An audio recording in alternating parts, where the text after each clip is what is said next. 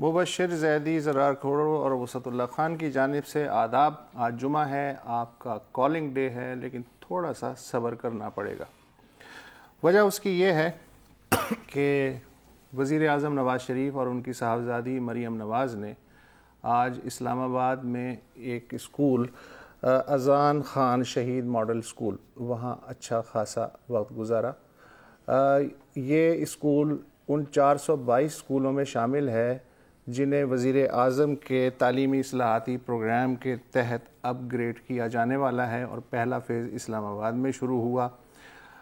ہم نے تصاویر دیکھی، آپ نے بھی سارا دن تصاویر دیکھی ہوں گی. وزیر اعظم بچوں سے گھل مل گئے اور ان سے وہ تمام سوال پوچھے جن کے جواب وہ پہلے سے جانتے تھے. مثلا دنیا میں کتنے بر اعظم ہیں؟ ظاہر ہے 5 ہیں. دنیا میں کتنے بڑے سمندر ہیں؟ ظاہر ہے 7 ہیں، وغیرہ وغیرہ. میرا خیال ہے میں گڑبڑا گیا ہوں، سوچنا پڑا آپ کو. میں بھی کیلکولیشن کا آگے بڑھیں. ٹھیک ہے. اچھا، تو بہرحال بہت اچھا انیشیٹو ہے کہ جو اسکول اپ گریڈ کیے جا رہے ہیں.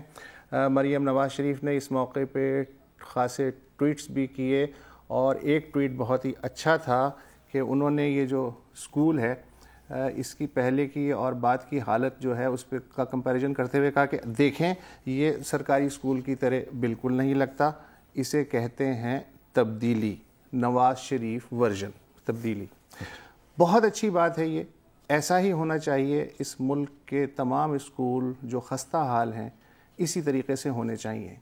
لیکن مسئلہ صرف اتنا سا ہے کہ ہم پاکٹس میں چیزیں کرتے ہیں، اور ہمارے حکمرانوں کی ٹینڈنسی ہے کہ 5 سال میں جو ویزیبل قسم کے پروجیکٹس ہیں وہ کر دیں، فوٹو سیشن ہو جائیں، تالیاں پٹ جائیں، کیمرے ساتھ چلتے رہیں، ٹویٹس ہو جائیں. جو لانگ ٹرم صورتحال ہے وہ خاصی افسوسناک ہے. مثلا یہی پاکستان 5 جو بالکل نیچے کے ممالک ہیں دنیا کے شرح خواندگی کے حساب سے، اس فہرست میں آتا ہے. 6 ملین کے لگ بھگ بچے بچیاں جو ہیں اسکول سے باہر ہیں. ڈراپ آؤٹ ریشو دنیا میں شاید 3رے نمبر پہ سب سے ہائیسٹ ہے. پرائمری اسکول کی تعلیم پہ سب سے زیادہ توجہ پوری دنیا میں دی جاتی ہے، لیکن یہاں الٹا حساب ہے کہ جو ہائر ایجوکیشن ہے، بجٹ ایلوکیشن جو کہ آلریڈی کم ہے، ہائر ایجوکیشن اس بجٹ کا سب سے زیادہ حصہ کھا جاتی ہے، اور جو پرائمری تعلیم ہے اس کے حصے میں سب سے کم آتا ہے. گویا کرتا جو ہے ہم پہن لیتے ہیں اور پاجامہ جو ہے اس کا خیال نہیں رکھتے. مطلب آپ پیرامڈ بنا رہے ہیں لیکن الٹا بنا رہے ہیں. اچھا، اب مسئلہ یہ ہے کہ یہ جو انیشیٹو ہے اس طرح کے ماضی میں بھی لیے جاتے رہے ہیں. مثلا نئی روشنی اسکول تھا، ابھی اڈاپٹڈ اسکول کا ایک انیشیٹو پچھلے ایڈمنسٹریشن میں شروع ہوا تھا. دانش اسکول، پنجاب کی آبادی 8 کروڑ ہے لیکن 40-42 دانش اسکول جو ہیں، مطلب مونومنٹس، تصویریں، فوٹو آپس، اس طرح کی جو چیزیں ہیں. گرانٹس آتی ہیں کروڑوں کے حساب سے، یونائٹڈ نیشن کی ایجنسیز دیتی ہیں، باقی ایجنسیز دیتی ہیں، لیکن وہی ڈھاک کے 3 پات نتیجہ نکلتا ہے. اور جیسے ہی گرانٹس ختم ہوتی ہیں ویسے ہی جو انیشیٹو جہاں ہے وہ رک جاتا ہے. اس کی وجہ سے آج الحمدللہ 40% اسکول ایسے ہیں سرکاری جن کی 4 دیواری نہیں ہے، اور تقریباً 50% سے زائد اسکول ایسے ہیں جہاں ٹوائلٹ نہیں ہے، پینے کا صاف پانی نہیں ہے، فرنیچر کی عیاشی چھوڑ دیں، در و دیوار کا پینٹ چھوڑ دیں. یہ سب چیزیں ہیں، لانگ ٹرم ہیں. فوٹو اپرچونٹی چونکہ نہیں ملتی، لہٰذا کوئی بھی حکمران ان پہ سیریسلی کانسٹنٹ اسٹیٹ پالیسی کے طور پہ توجہ دینے کو تیار نہیں ہے. تو میرا جو کہنے کا مقصد ہے وہ یہ ہے کہ بہت اچھا ہے کہ آج جو کچھ ہوا، ایک اسکول جو بہت خستہ حالت میں تھا اچھا ہو گیا. پاکستان کے سارے اسکول یہ اچھے ہونے چاہیے، اس لیے کہ یہ آئینی ذمہ داری ہے لازماً اسٹیٹ کی کہ ہر بچے کو بہتر ماحول میں تعلیم دے. بات تو بالکل مجھے سننے کا بہت شکریہ. نہیں سر، آپ کی کیپٹیو آڈینس ہے. جی. مسئلہ صرف یہ ہے کہ کیا یہ ممکن ہے جتنی ہم بجٹ ایلوکیٹ کرتے ہیں تعلیم کے لیے، اس کے دائرے میں یہ سب کرنا ممکن ہے یا نہیں ہے؟ دوسری بات، مبشر زیدی صاحب اسلام آباد میں بیٹھے ہوئے ہیں، تھوڑا سا ان کو بھی پتہ ہوگا کہ ایجوکیشن کو، مبشر صاحب اگر جب آپ ملتے ہیں پارلیمنٹیرین سے، منسٹر سے، این جی اوز وغیرہ وغیرہ، کتنی دفعہ ایجوکیشن یا تعلیم پر بات ہوتی ہے, کتنا توجہ دیا جاتا ہے, آپ بتا سکتے ہیں؟ دیکھیں زرار, ایجوکیشن پر بات بہت زیادہ ہوتی ہے, لیکن صرف سیمینارز میں جب آتے ہیں پولیٹیشنز اور این جی اوز بلاتی ہیں تو وہاں ضرور ایجوکیشن اور اس کی افادیت جو ہے تعلیم کے کس قدر ہونی چاہیے سب بڑھ کر تقریریں کرتے ہیں, مگر جب یہی بات پارلیمنٹ میں پہنچتی ہے تو کوئی نہیں بولتا, کوئی ایسا بل موو نہیں کرتا, ڈسپائٹ دا فیکٹ کہ آپ کے جو آئین کے اندر لکھا ہوا ہے کہ یہ ریاست کی ذمہ داری ہے کہ ہر بچے کو تعلیم دی جائے.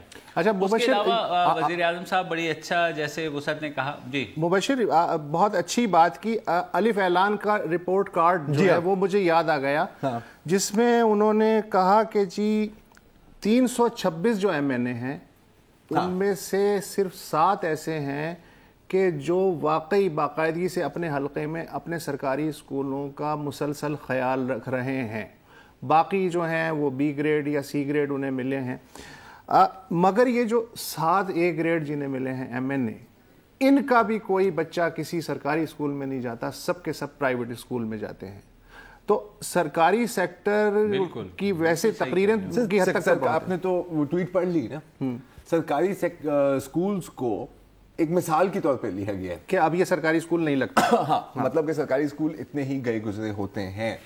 تو یہ بھی بات ہے. اب جہاں تک پارلیمنٹ کی بات ہے, اب I think I have to agree with Wusat کہ میرا خیال ہے کہ یہ ان چیزوں پر فوکس نہیں کیا جاتا کیونکہ یہ ووٹ گیٹرز نہیں ہے, ٹھیک ہے. دوسری بات ہے کہ یہ پیسہ ڈالو تماشا دیکھو والے چیزیں نہیں ہیں, یہ لانگ ٹرم میں ان کی بینیفٹس نظر آتے ہیں, اور لانگ ٹرم پالیسی کون دیکھتا ہے, ہم تو شارٹ ٹرم گین بھی دیکھتے ہیں. اچھا, اقوام متحدہ کے تحت کم از کم 4% کسی بھی ریاست کا تعلیمی بجٹ ہونا چاہیے.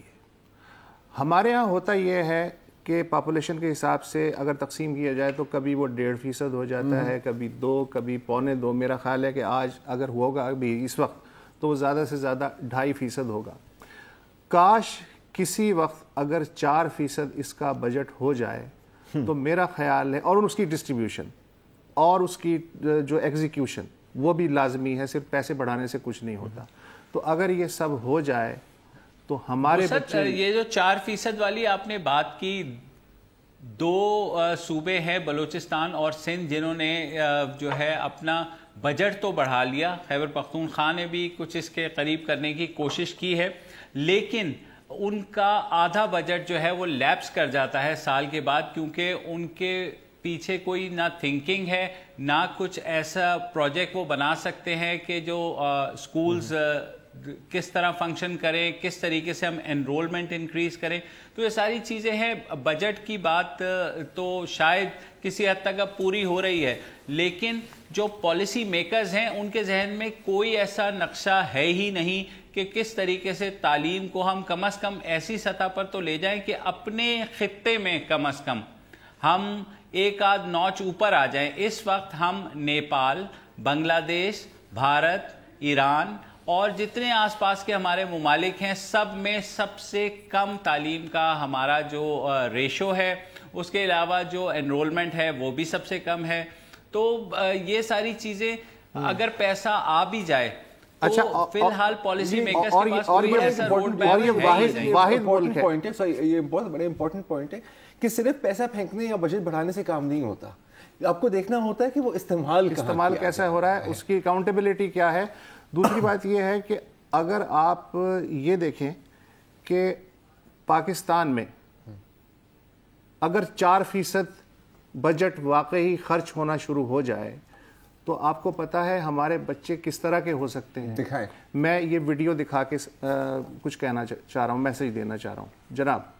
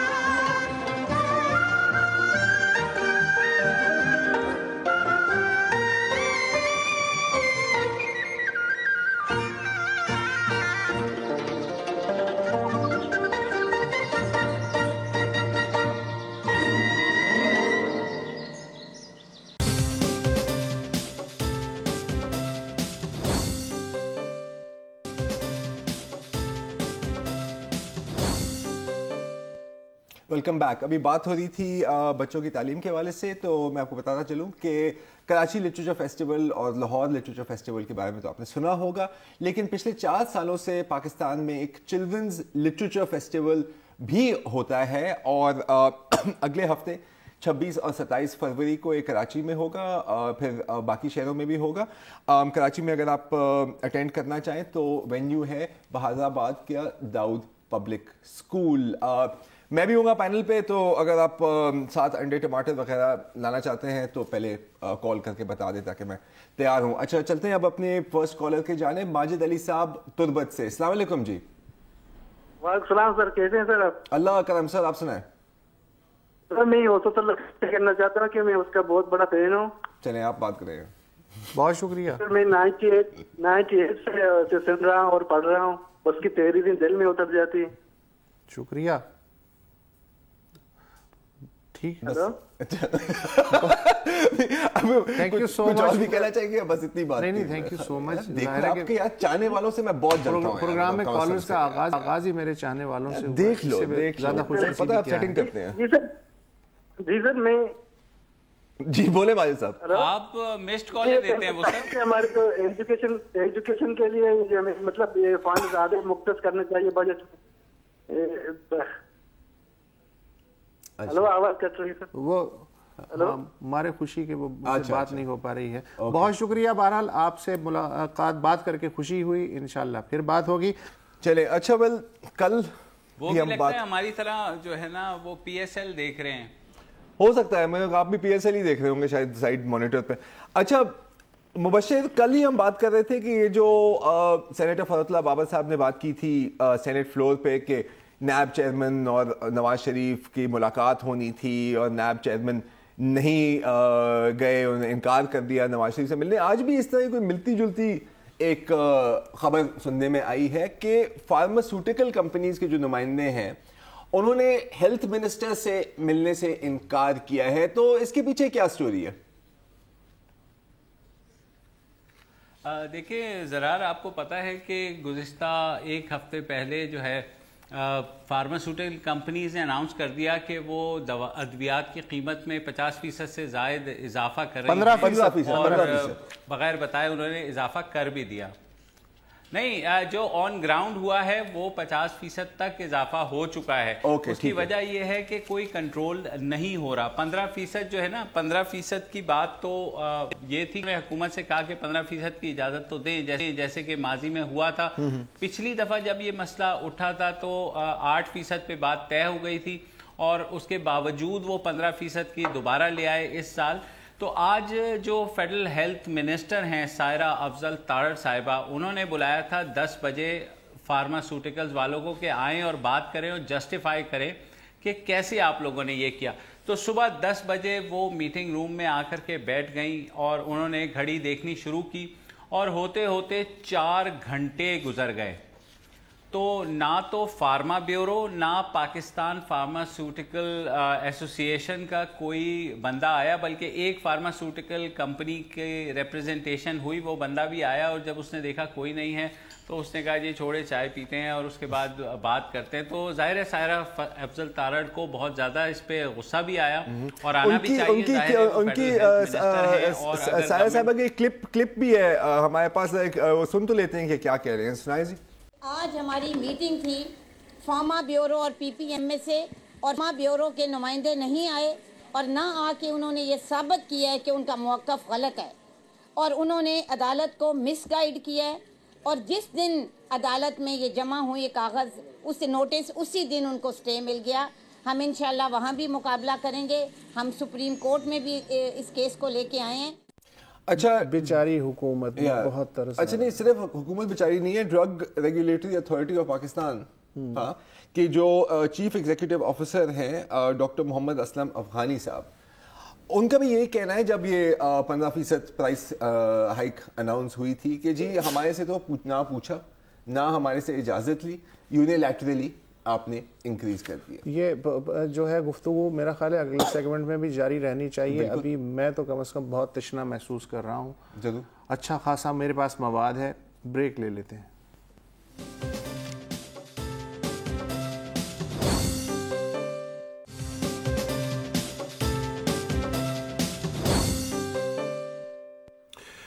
وقفے سے پہلے ہم بات کر رہے تھے کہ دوا ساز کمپنیوں کے ایک وفد نے وزیر صحت سے ملنے سے انکار کر دیا. کیا زمانہ تھا کہ جب وزیر صحت دوا ساز کمپنیوں سے نہیں ملتا تھا، اور اب یہ حالت ہو گئی ہے کہ دوا ساز کمپنیوں کے جو ریپریزنٹیٹیو ہیں وہ کہتے ہیں دفع کرو، فائدہ تو کچھ نہیں ہے، یہ حکومت کیا کر سکتی ہے. معاملہ جو ہے صرف یہ نہیں ہے کہ دوائیں مہنگی ہو رہی ہیں، 15 سے لے کے 50% تک ہو جائیں گی. اس سے زیادہ سنگین معاملہ ہے. پچھلے دور حکومت میں رحمان ملک نے اچانک ایک دن پارلیمنٹ میں انکشاف کیا کہ پاکستان میں اس وقت جتنی بھی دوائیں بازار میں مہیا ہیں ان میں سے 50% سے زیادہ جعلی یا 2 نمبر ہیں. اس پہ ظاہر ایک کنٹروورسی ہوئی تھی، لیکن پریکٹیکل بات یہ ہے کہ چھوٹے قصبات اور گاؤں، وہاں کوئی ضمانت نہیں ہے کہ وہاں کے اسپتال اور دکانیں جو ہیں ان میں جعلی ادویات کتنی ہیں. یہ اربوں کا کاروبار ہے. معاملہ صرف اتنا نہیں ہے، ڈرگ انسپیکٹرز ہیں، لیکن 8 کروڑ کی آبادی میں ڈرگ انسپیکٹرز کتنے ہیں، وہ کیا کرتے ہیں، یہ آپ سب کو معلوم ہے. ایک ہی سالٹ 25 مختلف ناموں سے بکتا ہے. کسی کی قیمت سیم دوا 1 روپیہ ہے، دوسری کمپنی 10 روپے میں بیچ رہی ہے، ایک کمپنی 100 روپے میں بیچ رہی ہے. ڈاکٹروں کے ٹور، ٹرپس، تحائف، اگر آپ صرف ہماری کمپنی کی مہنگی دوائیں پریسکرائب کریں تو ایک مسئلہ ہونا تو بات ہے. یہ پورا ایک جنگل ہے اس سے نمٹنا. ڈاکٹر کامران علی صاحب لاڑکانہ سے ہیں، ہو سکتا ہے وہ ہماری کچھ مدد کریں. جی کامران صاحب. سر میں فارماسیوٹیکل کمپنیز کے حوالے سے تو بات اتنی نہیں کروں گا، مگر جو آپ ایجوکیشن پہ بات کر رہے تھے پہلے، جی میں آپ کا دھیان ایک بہت ہی کریٹیکل اینگل کی طرف کھنچوانا چاہوں گا کہ جب مشرف کی جب حکومت تھی تو انٹیریئر سندھ میں جو ایجوکیشن کا ماحول تھا وہ بہتر ہو گیا تھا. جب سے یہ حکومت آئی ہے یہاں پہ گریڈز بکتے ہیں. A1 گریڈ لاکھ میں بکتا ہے، A گریڈ 70,000 میں بکتا ہے، اور ایسے ہی مارکس بکتی ہیں. یہ گورننس کا حال ہے. اور دوسری چیز میں یہ کہنا چاہوں گا کہ یہاں پہ جو فنڈنگ ہے یونیورسٹیز کو وہ کم ہے. آپ کہہ رہے تھے یہ الٹا پیرامڈ ہے. پرائمری سطح پہ اور بجٹ بڑھنی چاہیے، مگر جو یونیورسٹیز لیول پہ جو بجٹ ہے وہ بھی اور بڑھنی چاہیے. اور تیسری بات یہ ہے کہ I always wanted to be theoretical physicist, but یہاں پہ جو سائنس کا ماحول ہے نا وہ ایسا نہیں ہے کہ میں تھیوریٹیکل فزسسٹ بنتا اور میں کچھ اپنے گھر والوں کے لیے کچھ کماتا. So I had to become a doctor for my bread and butter. جی. سو آپ ایک پورے سسٹم کو دیکھیں، پورا سسٹم ہی یہ فنڈنگ وغیرہ کی بات تو ہے، مگر پالیسیز، ان کی گورننس اور یہ سارے چیزوں کو آپ دیکھیں گے تو آپ ایک کنکلوژن پہ پہنچیں گے. اور یہ جو فارماسیوٹیکل والی سر بات ہے، یہاں پہ ڈاکٹر بکتے ہیں، میں ڈاکٹر ہوں اور یہاں پہ ڈاکٹر بکتے ہیں، نو ڈاؤٹ. اور دوسری بات کہ یہ صرف ڈاکٹر کا مسئلہ نہیں ہے. یہاں پہ آپ اگر کلرک کو دیکھیں تو ایک بڑا بنگلو بنا لے گا، گاڑیاں خرید لے گا. وہ ڈاکٹر کہے گا یار میں اتنا پروفیشنل بندہ، میری حالت یہ ہے، یہ کرپشن کر رہا ہے. تو یہ ایک کرپشن کا ناسور بناؤ، یہ کینسر ہے اس معاشرے کی. آپ ساروں کو ٹارگیٹ کریں، ساروں کی کرپشن کو آپ ہائی لائٹ کریں، پھر یہ کرپشن ختم ہوگی. ایک کلاس میں کرپشن ختم نہیں ہوگی. بالکل صحیح بات. اگین آئی تھنک بات کی نا کہ جب بیماری ہوتی ہے تو آپ اس کی صرف ایک سمٹم یا ایک ایسپیکٹ کو ٹریٹ کرتے رہیں گے تو کچھ نہیں بنے گا. یہ صحیح بات بھی ہے اور میرے خیال میں صحیح بات نہیں بھی ہے. وہ کیسے؟ وہ ایسے کہ جیسے یہ میز ہے، اب میں اگر اسے اٹھانا چاہوں تو میں ایک سائڈ سے ہی پہلے جو ہے اسے موو کرنے کی کوشش کروں گا.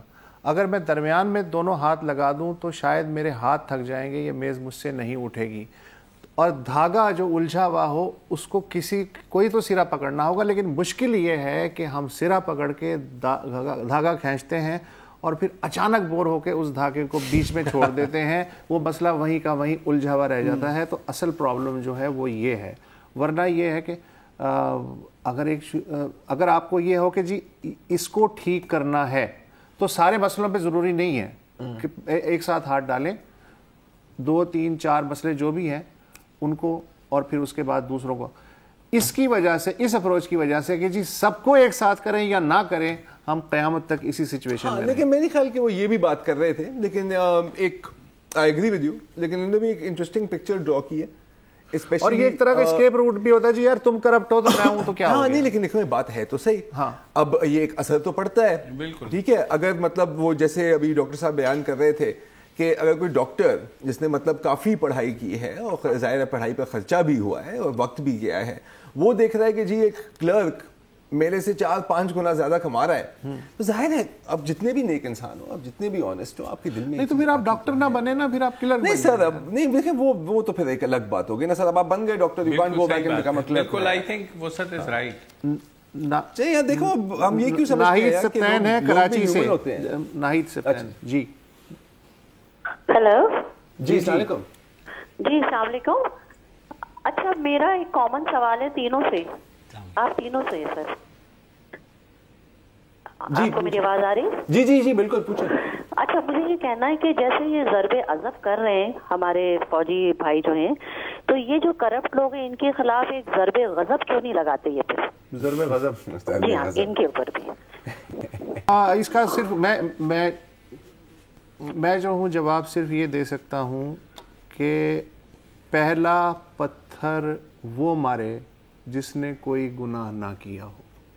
سر یہ تو وہی بات نہیں ہوگی کہ یا تو سب کچھ صحیح ہوگا یا تو نہیں صحیح ہوگا, تو یہ تھوڑا یہ کھلا تضاد, یہ تجربہ یہ نہیں, یہ کھلا تضاد اس لیے نہیں ہے, نہیں ہے اس لیے نہیں ہے. بہرحال میں تو یہی کہوں گا کہ نہیں ہے, اس لیے کہ یہ دوا پچھلے 70 سال میں کئی دفعہ یہ ڈسپرین دی جا چکی ہے. اب نئی پوٹینسی کی ضرورت ہے, اور نئی پوٹینسی پرانا ڈاکٹر نہیں دے سکتا. چلے ٹھیک ہے جی, اسی بات پر ایک بریک لے لیتے ہیں, بریک کے بعد گفتگو جاری رکھیں.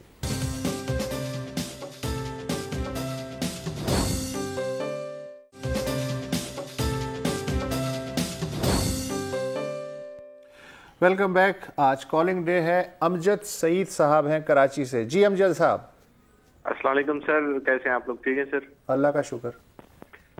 سر میں یہ جو کرپشن والی باتیں شروع ہو گئی ہیں after the statement of prime minister of Pakistan Mian Nawaz Sharif صاحب, اس کے بارے میں کہ دیکھیں میری جو ذاتی پرسیپشن ہے وہ یہ ہے کہ میاں صاحب نے بیوروکریسی کو اور ملٹری اسٹیبلشمنٹ کو ایک سخت قسم کا جھٹکا دیا ہے کہ میرے بزنس پارٹنرز کو آپ چیک کریں گے تو ہم عوام تک جائیں گے.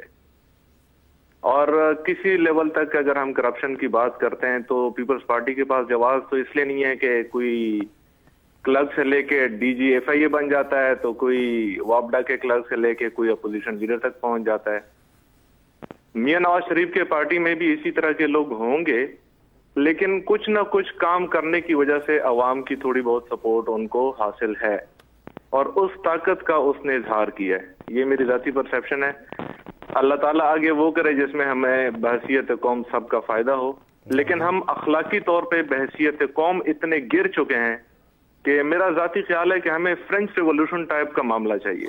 بہت شکریہ. اس بارے میں سر آپ لوگوں کا کمنٹ چاہیے. ہمیں کس طرح کا معاملہ چاہیے؟ French revolution type. French revolution. اچھا, اور جو پاپولر تھیری جو گلیوں بازاروں میں بچپن سے سنتا رہا ہوں وہ یہ ہے کہ ایک خمینی کی ضرورت ہے جو 8000 لوگوں کو لٹکا دے. ان کا خیال ہے کہ اس سے مسئلہ حل ہو جائے گا. انہوں نے جو تھیوری پیش کی ہے, ہاں یہ مبشر صاحب آپ کا کیا خیال ہے اس کے بارے میں؟ یار بالکل جیسے وسعت نے کہا ہے, بچپن سے ہم بھی سنتے آ رہے ہیں, اور یہی مسئلہ ہے میرے خیال میں کہ ہم جس مسیح کا انتظار کر رہے ہیں ہمیں یہ پتا ہونا چاہیے کہ وہ مسیح ہمارے درمیان ہی کہیں موجود ہے. یہ جو ابھی کالر نے تھیوری پیش کی ہے نواز شریف کی نیب کے خلاف بیانات کے بارے میں, وہ میں آپ سے پوچھ رہا ہوں.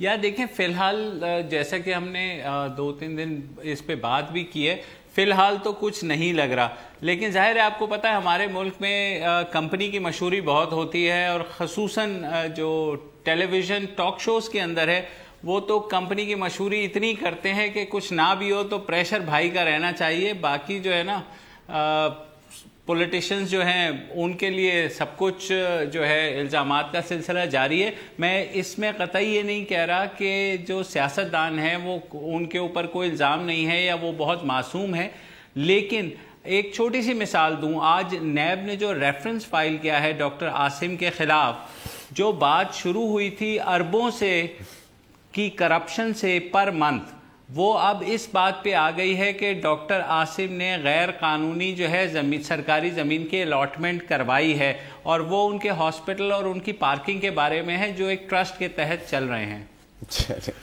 اورنگزیب صاحب ہیں سعودی عرب سے. جی اورنگزیب صاحب. جی السلام علیکم. جی وعلیکم السلام. جی فرمائیے. سر میں یہ بات کرنا چاہتا ہوں کہ یہ جو ہمارے سیاستدان ہیں, خاص محمد نواز شریف صاحب, یہ آج گئے تھے اسلام آباد اسکول میں ایک میں, یہ صاحب ایک دکھاوا ہے, عوام کو بیوقوف بنا رہے ہیں یہ سارے. آپ کو سعودی عرب میں بیٹھ کے کیسے پتہ چل گیا یہ؟ میں آپ کا پروگرام دیکھتا ہوں, ڈیلی دیکھتا ہوں, اور سب ٹی وی چینل پہ سب جتنے یہ پروگرام ہوتے ہیں میں دیکھتا ہوں. آج میں تھوڑا میچ بھی دیکھ رہا تھا, آپ کا پروگرام بھی دیکھ رہا تھا. اچھا, تو دکھاوا آپ کو کیوں لگا جناب؟ اس ملک میں یہی مسئلہ ہے, 70 سال میں اتنے دھوکے کھائے ہیں لوگوں نے کہ اگر کوئی اچھا کام ہو تو بھی اس کے پیچھے کچھ چکر ہے, اور برا کام ہو تو اس کے پیچھے تو ڈیفینیٹلی چکر ہے. جی دکھاوا کیوں لگا آپ کو؟ اچھا کیا ہے, تھوڑا آج چلے گئے, اچھا کیا ہے, لیکن یہ سب ایک دکھاوا ہے, عوام کو بیوقوف بنا رہے ہیں. یہ پیپل پارٹی والے, MQM والے, یہ سارے یہ پاکستانی عوام کو بیوقوف بنا رہے ہیں, اور عوام بیوقوف بن رہے ہیں. میں یہی کہنے والا ہوں, بن رہے ہیں. یہ عوام کو سمجھنا پڑے گا ان کے ساتھ کیسے چلنا ہے, کیا طریقہ. کوئی عمران خان صاحب سے اس پہ عوام کو امید تھی, لیکن وہ بھی ان سب سے بیکار ہی نکلا ہے. تو اب کیا کریں؟ ابھی کیا کریں, ابھی اللہ ہی ان کا کچھ کرے گا, اور حافظ ہے, اللہ ہی حافظ ہے پاکستان کا. تو یہی ہوتا ہے, گھوم پھر کے تو یہی ہے, یہی ہوتا ہے. دیکھو یہی تو مسئلہ ہے نا کہ مسئلہ بیان کرنے میں ہم سب سے آگے ہوتے ہیں, حل ڈھونڈنا بہت مشکل کام ہوتا ہے. رازق خان صاحب ہیں کراچی سے. السلام علیکم. اس درد کا حل جو ہے 2 گولی ڈسپرین میں ہے. آواز آ رہی ہے؟ وہ بھی مہنگی ہو گئی ہے نا یار مباشر, ابھی ہم یہ تو بات کر رہے تھے. سر کالر ہے ہمارے ساتھ راشد خان. مہنگی ہو گئی تو جی جی آواز آ رہی ہے آپ کو؟ اچھا چلے ٹھیک ہے. جی جی آ رہی ہے, فرمائیے رازق صاحب. اللہ تمام چینل سے ہٹ کے آپ کی جو پروگرام پیش کرتے ہیں سب سے طرف سے مبارکباد, بہت شاندار پروگرام کا. اور کرپشن کے حوالے سے 2-3 کالر نے بات کی ہے. کرپشن پہ تو تمام سیاست ایک پیج پر ہیں, یہ بڑی بات ہے اور بڑی حیرت انگیز بات ہے. دوسری بات یہ ہے کہ وسط اللہ خان صاحب سے یہ اکثر کہتے ہیں کہ صاحب ووٹ جو ہے نا اور دیں آپ ایسے کو, تو اس کے علاوہ کوئی اچھا بتائیں, کوئی اور دوسرا چارہ نہیں. ساری پارٹیاں ایک جیسی ہیں. کرپشن میں آپ دیکھیں گے تمام پارٹیوں کے نام آ رہے ہیں, تو سب ایک ہو گئے ہیں, سب نے چیخنا شروع کر دیا کہ یہ یوں برا ادارہ ہے, وہ فلانا ہے, یہ ہے. تو آپ مجھے یہ بتائیے کہ ووٹ کس کو دیا جائے, اس کے علاوہ سارے کے سارے تمام میں لگے ہیں. بہت شکریہ. چلے کم از کم کسی ایک ایشو پہ تو سب ایک ہے. نہیں لیکن ایک بات ہے, آپ یہ دیکھیں کہ سب سے جو فیوریٹ ٹاپک ہے نا پبلک میں, وہ ہے کرپشن. ہاں, اس پہ جو ہے وہ بات کرنا چاہتے ہیں. اس سے آپ اندازہ لگائیں کہ لوگ کتنے تنگ ہیں, لیکن اس سے بھی اندازہ لگائیں کہ صرف تنگ ہے, وہ سلوشن جو ہے وہ خود ان کے ذہن میں نہیں ہے کہ کنکریٹ کے اس کا سرا کہاں سے پکڑا جائے. وہ ہم سے پوچھتے ہیں, ہم سیاستدانوں سے پوچھتے ہیں. سلوشن میرے پاس ہے. ارے مبشر کے پاس ہے. جی جی سر, ایک جو یہ کرپشن کے الزام لگا رہے ہیں نا, وہ اگر اسے پروف کر دینا تو تھوڑا سا کام آسان ہو جائے گا. پچھلے 30 سال سے یہی چل رہا ہے, فلاں کرپٹ ہے, یہ کرپٹ ہے, پھر نیب بن جاتا ہے, پھر کورٹس نوٹس لے لیتے ہیں, وہاں چلی جاتی ہے. یہ چیزیں پروف کیوں نہیں ہوتی؟ اگر کرپشن جو ہے ظاہر ہے ہم سب کو پتہ ہے اتنی ریمپنٹ ہے, تو وہ کیوں نہیں پروو ہوتی؟ بالکل پروو ہوتی ہے. عجب کرپشن کی گجب کہانی. اور ایک میزبان جو ہے وہ 1 کروڑ روپے میں سے 10 کروڑ روپے کی کرپشن بھی ثابت کر دیتے ہیں. کرپشن ریٹنگ بہت آتی ہے, اور ظاہر ہے کہ اسی لیے محبوب ہے یہ پروگرام. منڈے تک ہمیں اجازت دیجیے, آپ بھی تھوڑا ریلیکس رہیے, انشاءاللہ پھر ملاقات ہوتی ہے. خدا حافظ.